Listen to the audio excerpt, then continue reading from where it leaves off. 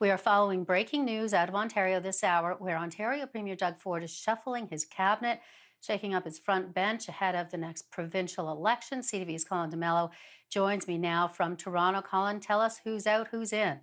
Yeah, well, the premier is overhauling his cabinet, and this is a pretty significant shuffle. There are 15 ministers who are now getting new roles. There are 5 ministers who are completely out of cabinet, and sources are telling us that is a punishment for being the voices of anti-lockdown within the cabinet itself. There are 2 major demotions as well, and the premier is looking to, boost the fact that they have visible minorities within their caucus. 5 visible minorities are getting some pretty significant portfolios. But when it comes to the demotions, these are the 2 most significant ones.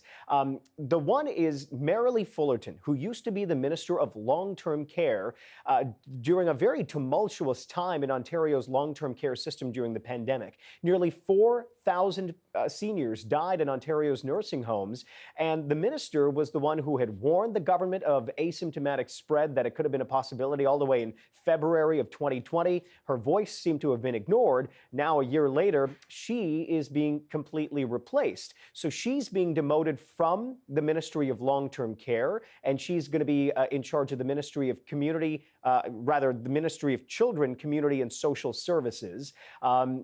And Rod Phillips, the former finance minister in Ontario, who you might remember was ejected out of cabinet, and he was asked to resign in December over an ill-fated trip to St. Bart's during, the second wave of the pandemic, and during a stay-at-home order in Ontario as well.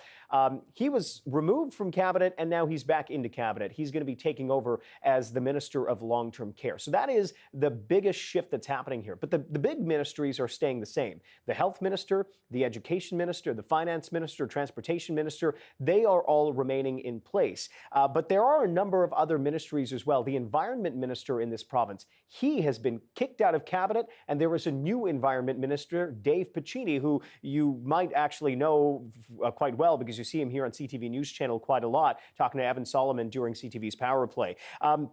And a lot of backbench ministers have been moved up as well. Backbenchers within the caucus have been moved up. So this is a pretty significant shakeup.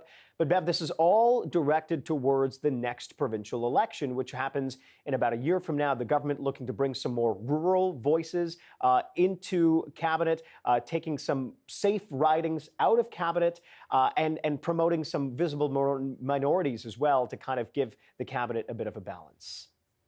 Yeah, it would seem there's a lot of activity in terms of election prep, because as we were reporting on, the Ontario government wanted to stop third-party advertising and invoking the notwithstanding clause to do it. And so tell us about that, because this is all election prep.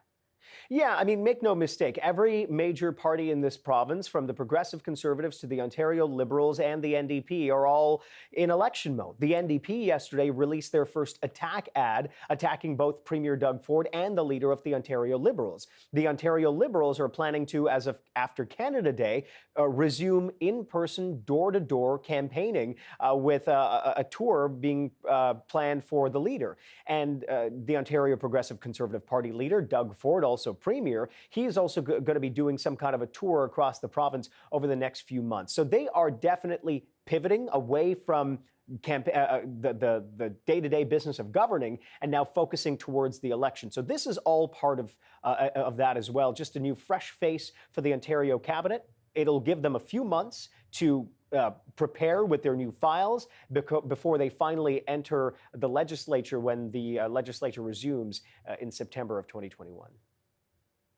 All right, Colin DeMello, I really appreciate this. Thanks so much. My pleasure.